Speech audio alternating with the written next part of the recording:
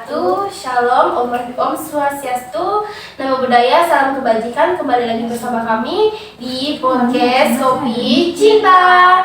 Perkenalkan, saya Widya Afrina. Saya Fernanda Nur Afni. Dan tamu spesial kita pada pagi hari ini yaitu mahasiswa IKIP Pontianak Prodi PPKN. Boleh perkenalkan diri? Perkenalkan, nama saya Donastia, semester 2. Dan saya Ranius dari semester 2. Nah, sebelum masuk pembahasan kita nih, kita tanya-tanya dulu ya, kakak-kakaknya kan dari mahasiswa kan. Kira-kira tuh kesibukannya sehari-hari itu gimana? Di kampus misalnya. Abis pulang dari kampus tuh ngapain? Mungkin dari Radius dulu, boleh? Nah, tentunya kalau di kampus biasanya nunggu dosen masuk dan juga pas jam kuliah tidur. Tidur. Tidur ya. Abis bergadang kali ya, jadi tidur. Kakak Destia tuh kesibukannya di kalau pulang kuliah tuh Di kampus mau di luar kampus misalnya kegiatan apa saja nonton sehari-hari misalnya Kak? Kegiatan di luar kampus ya tidak ada. Selain dari ke kampus, jadi tidak ada keluar kemana-mana, kecuali kalau kita ke kampus tuh sama-sama dengan kawan. Kemudian pulang dari kampus itu biasanya di santai di mana tempat kita yang enak untuk bersantai. Sama keluarga, sama besi dan teman-temannya. Pulang kuliah kan bisa kan nongkrong-nongkrong ya, soal rencana tugas. biasa. Iya.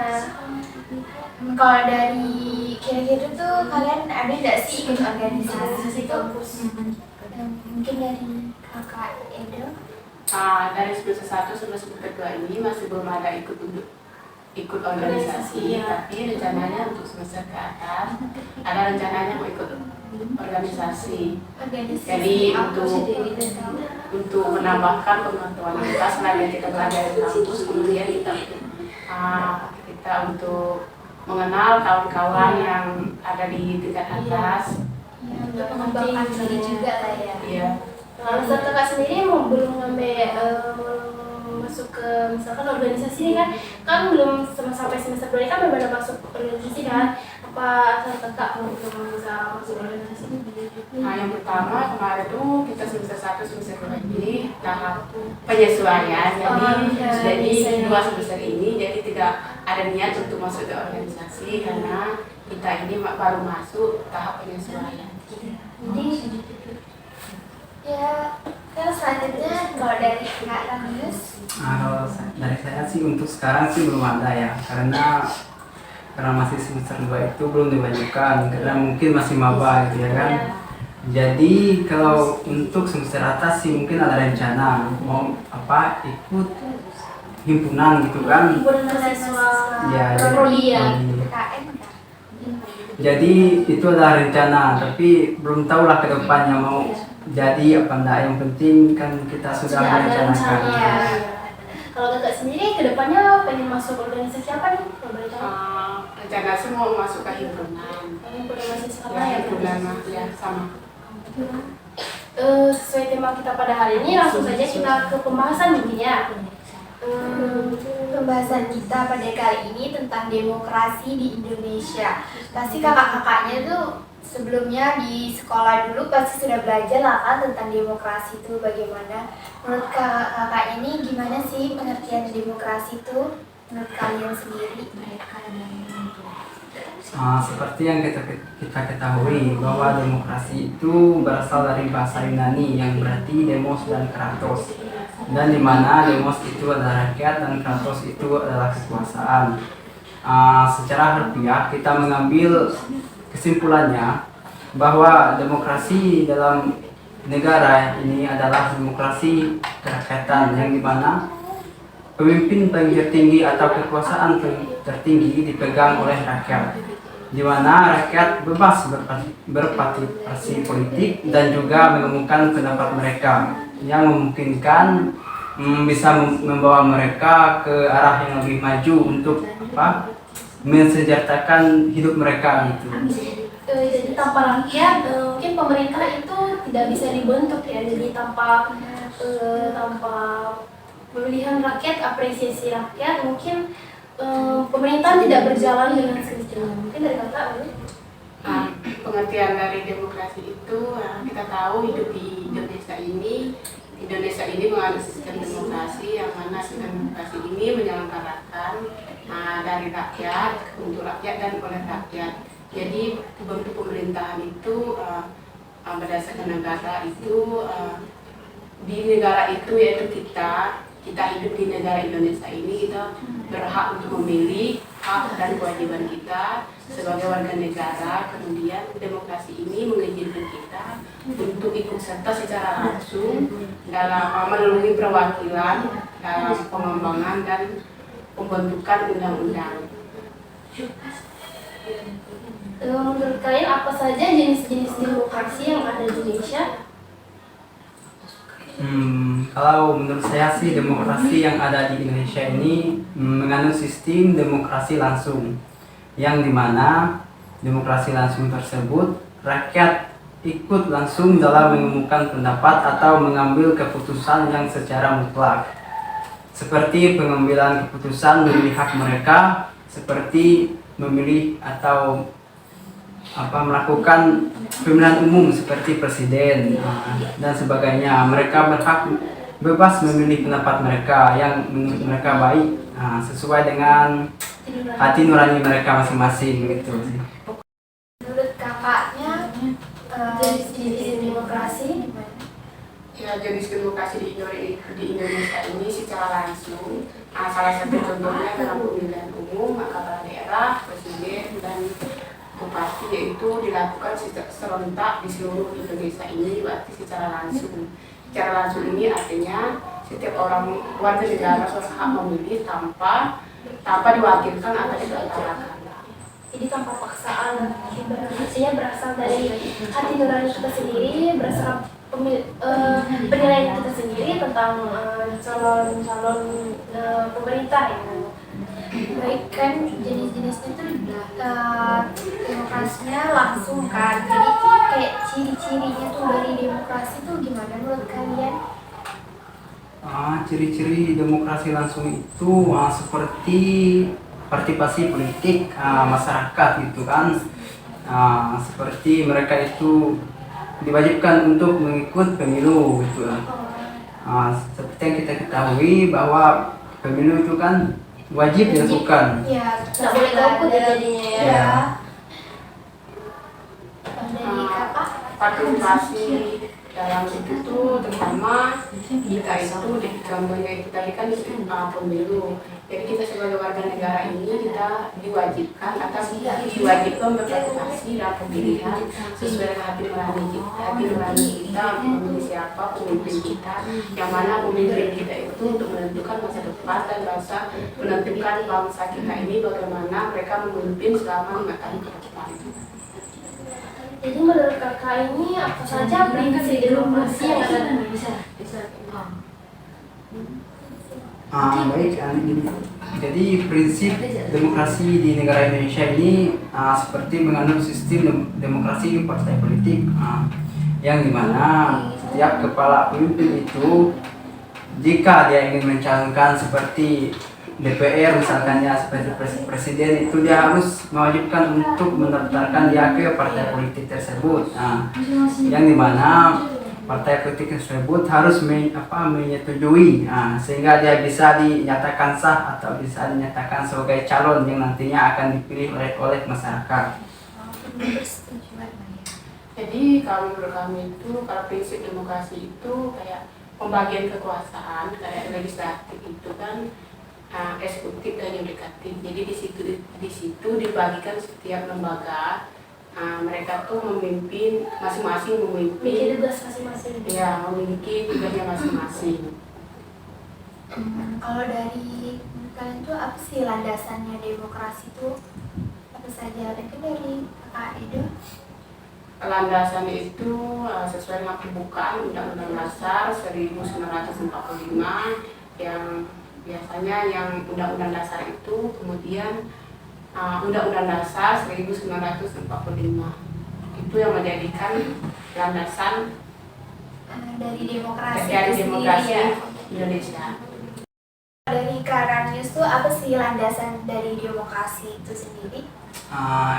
Jadi begini, apa landasan demokrasi itu seperti pemerintah mengakui kedaulatan rakyat, yang dimana rakyat tersebut juga bebas juga gitu kan, seperti mengumumkan pendapat mereka kan, secara harfiah kan mereka juga bebas mengambil keputusan mereka yang sesuai dengan kaidah-kaidah yang telah didasari oleh Pancasila gitu.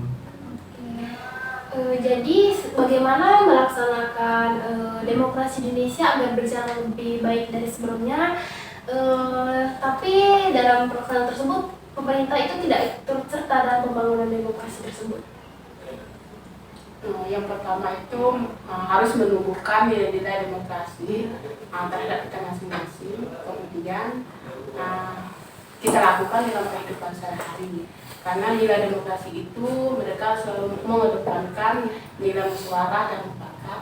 Kemudian nilai demokrasi itu selalu menghargai perbedaan pendapat dan mereka hidup saling hidup rukun. Jadi penting banget ya itu musyawarah dalam setiap keputusan itu, pendapat kita bersama itu penting Karena saling berkaitan. Iya. Itu kan dari Granus mungkin bagaimana demokrasi di Indonesia dapat berjalan lebih baik daripada sebelumnya, tapi pemerintah tidak ikut serta dalam pembangunan demokrasi tersebut. Seperti penyediaan kebutuhan gitu kan, kebutuhan masyarakat, yang dimana seperti menyediakan fasilitas seperti pendidikan dan juga kebutuhan masyarakat, seperti kayak sembako, bansos gitu. Iya. Dan juga penyediaan kayak air bersih gitu kan, karena itu dibutuhkan masyarakat juga. Itu Misalnya, sangat dibutuhkan banget lah. sangat berpengaruh ya bagi kehidupan kita ya. Kalau nggak bisa ada yang bersih kan berpengaruh itu terhadap kesehatan. Menurut kalian nih apa sih yang membuat Indonesia tuh tetap membutuhkan pembangunan dalam demokrasi padahal Indonesia tuh sudah merdeka dari kolonialisme? Atau bebas dari penjajahannya misalnya. Ya, tentunya dengan begitu kan maka negara itu sudah bebas, tidak ada ibaratnya yang mengganggu.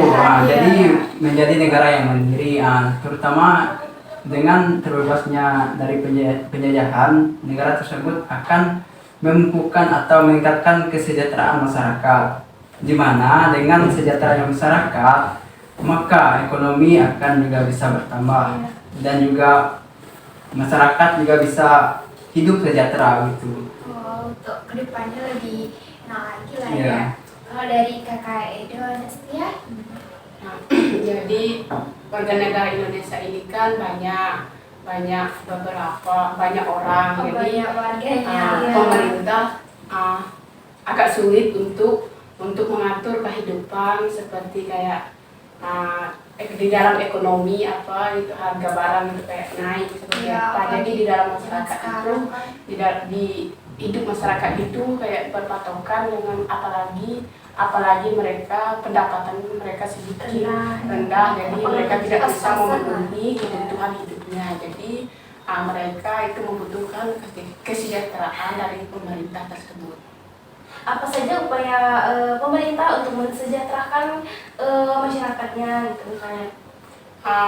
Salah satunya dengan pemerintah itu harus memperhatikan daerah-daerah tersebut yang penghasilannya sedikit, apalagi kehidupan mereka itu hanya pendapatan Pas-pasan. jadi pemerintah itu harus menyediakan apa yang lapangan mereka kerja butuhkan. yang banyak, apalagi daerah pelosok-pelosok itu kan Iya. susah nyari pekerjaan sekarang. Jadi menurut kalian apakah demokrasi di Pancasila di Indonesia itu sudah berjalan baik atau mungkin masih kurang? Ada alasannya dari Iya. kalian? Sebenarnya sudah berjalan dengan baik karena ada pemilihan umum. Kita pemilihan umum itu udah lama diadakan di Indonesia ini. Tentunya pemilihan umum itu berjalan dengan baik, tetapi di dalamnya masih belum berjalan secara maksimal karena pemerintah yang memiliki kekuasaan di daerah tersebut, mereka selalu mementingkan kepentingan mereka sendiri dilainkan mereka mementingkan kepentingan umum. Iya. Menyampingkan kepentingan umum dan demi memenuhi kepentingan pribadi. Iya. Dari Kak Ratius. Menurut saya sih kurang maksimal ya, karena kan apa namanya tuh kita juga sering melihat kan bahwa Indonesia ini masih minim yang namanya apa SDM-nya kan seperti itu kan. Karena kita ketahui di negara kita ini masih banyak negara wilayah yang tertinggal yang masih belum terjangkau oleh masyarakat, bahkan pemerintah belum bisa mengakses daerah tersebut. Maka dari itu daerah tersebut akan tertinggal karena mereka tidak akan bisa mengerti yang namanya seperti Kurangan informasi. Iya, kurang informasi. Kurangnya pendidikan, Tidak ada adanya sinyal. sekolah, ya, Sinyal juga susah ya. pelosok. Iya. Kan itu kan jadi kayak daerah pelosok tuh menurut kalian tuh gimana sih cara yang dilakukan sebuah daerah yang masih tingkat pembangunannya masih rendah dalam yang masih sangat terpelosok itu, bagaimana cara melaksanakan demokrasi di daerah yang terpelosok gitu? Tentu saja ya, mereka itu berkoordinasi sama pemerintah daerah tersebut. Jadi dari tingkat pusat sampai ke tingkat daerah itu bisa informasinya berjalan dengan baik, karena ada di dalamnya ada yang menyampaikan informasi. Sementara kita yang tinggal di daerah pelosok kita tidak bisa berbuat apa-apa karena kekurangan kayak seperti sinyal apa-apa. Jadi jika tidak ada yang informasi gitu, kurang informasi, jadi pasti kita kayak lebih susah lah kan. lebih susah menyampaikan apa yang kita Keterbatasan sinyal perlukan. lagi. Ya, kalau dari sendiri gimana sih cara melakukan melaksanakan demokrasi di daerah terpelosok? Cara melakukannya dengan mengajukan seperti kayak proposal itulah kan, mengajukan bahwa daerah tersebut masih tertinggal dan masih membutuhkan pembangunan. Jadi dengan mengajukan proposal tersebut, pemerintah pusat dan daerah juga bisa termotivasi atau tergerak untuk membangun daerah tersebut. Maka dari itu dengan proposal mereka juga bisa mengerti betapa banyaknya wilayah Indonesia ini yang masih belum terjangkau ya. Sebagai masyarakat ini juga perlu menyampaikan bagaimana kondisi di daerah kita, di daerah-daerah terpelosok gitu misalnya kan, perlu kan menyampaikan kepada pemerintah pusat bagaimana caranya. Caranya itu melalui pejabat yang berwenang untuk Pemerintah menyampaikan daerah ya misalnya. pemerintah daerah untuk menyampaikan apa yang keperluan dan kebutuhan di daerah kita tersebut, supaya pemerintah pusat itu memperhatikan kita untuk pembangunan atau bagaimana mereka cari Lebih baik untuk kedepannya lah ya. untuk pemerataan, terutamanya pemerataan lah. Khususnya bagian ekonomi ya. Tentunya ekonomi. masyarakat juga banyak yang kekurangan. Seperti yang kita ketahui juga banyak kasus korupsi yang terjadi di Indonesia ya. Misalkan apakah hubungan antara demokrasi Pancasila dengan kasus korupsi? Mungkin dari Ranius sendiri. Ya seperti yang kita ketahui kan bahwa negara demokrasi ini kan seperti Indonesia ini mengandung sistem demokrasi Pancasila, yang dimana setiap masyarakat negara tersebut mempunyai pendapat mereka dalam melakukan pemilihan atau menentukan tujuan mereka yang kedepannya kan. Dengan mereka nantinya memilih pemimpin misalkan yang baik, mereka berharap pemimpin itu bisa membawa mereka pada tahap yang mampu membawa mereka lebih maju. Kan kita ambil contoh kan di Indonesia ini masih minim yang namanya pembangunan seperti yang terutama pendidikan. Daerah pelosok tadi Ya. ya. Dimana dengan minimnya pendidikan ini, jadi masyarakat itu atau contohnya generasi gitulah anak-anak muda. Jadi mereka kurang memahami yang namanya apa tuh nilai-nilai atau Pancasila gitu. Jadi mereka kurang nilai moral. bernilai moral. Jadi mereka itu menganggap sesuatu itu adalah hak atau milik mereka. Jadi dengan demikian mereka itu mudah terpengaruh atau mudah terbawa oleh arus seperti sesuai perkembangan zaman Zaman banyak sekali anak muda zaman sekarang ya jatuh ke jalan yang salah. yang kita ketahui kan di Indonesia ini banyak kasus korupsi lah kan. Menurut kalian tuh apa sih kaitannya hubungannya tuh antara kasus korupsi dengan demokrasi? Mungkin dari Kak Edo ya. Demokrasi itu kan berkaitan dengan pemilihan. Di dalam demokrasi itu banyak sekali yang tergabung di dalamnya. Di dalam demokrasi salah satu itu pemilihan. Jadi orang pemilihan kepala daerah atau presiden, di dalam itu banyak sekali yang tergabung yang mencalonkan diri untuk minta dipilih. Kemudian di dalam pemilihan itu tentu saja di dalam demokrasi itu mereka menyalurkan dana biaya untuk mereka berkampanye. Sementara dana dan biaya yang mereka pakai itu adalah dana dari pemerintah.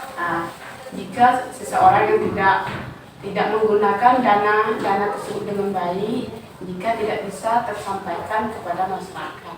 Jadi jika mereka mengambil uang tersebut itu termasuk uang korupsi seperti itu.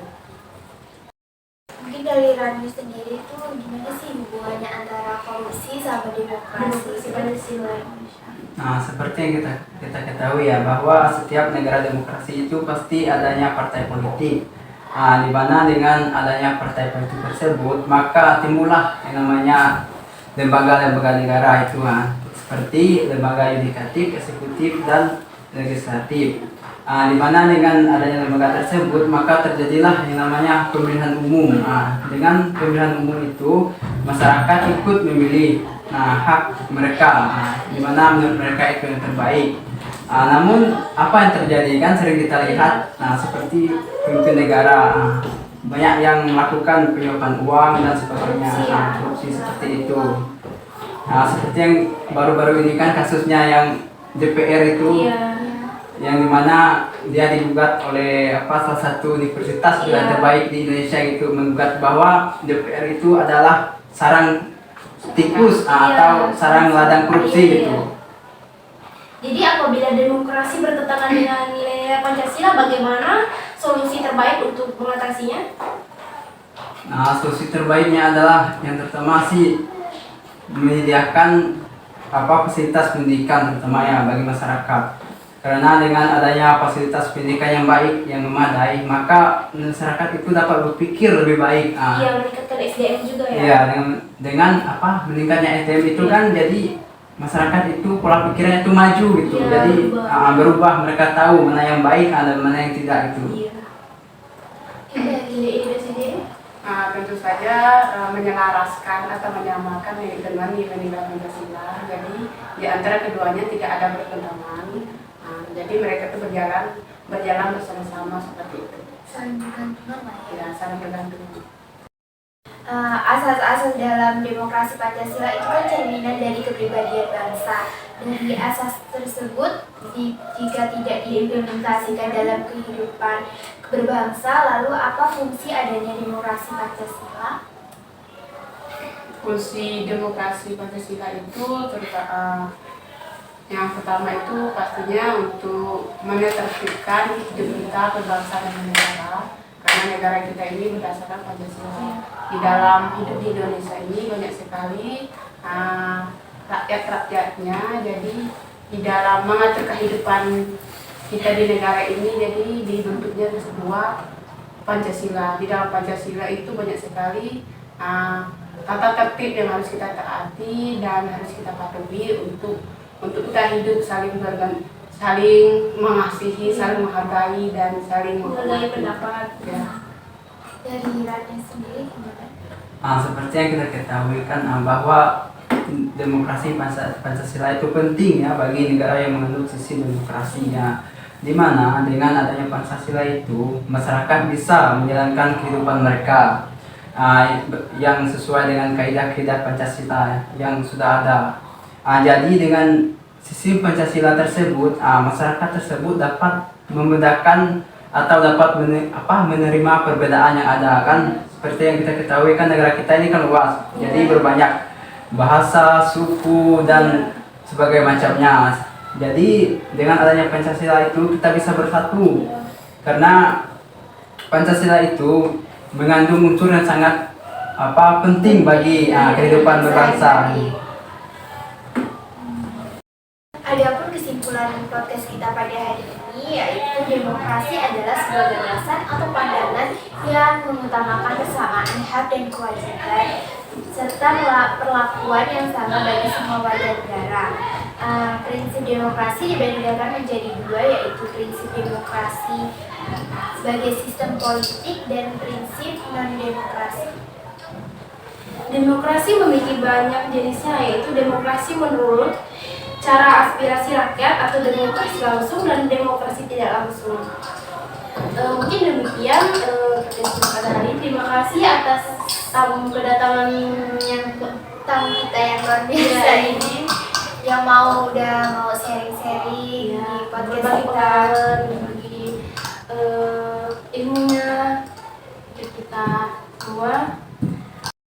Demikian podcast kita pada hari ini. Saya Widya Afrina, Saya Fernanda Nurafi. pamit undur diri. Wassalamualaikum warahmatullahi wabarakatuh. Salam Om Swastiastu, Namo Buddhaya, salam kebajikan. See you, bye bye.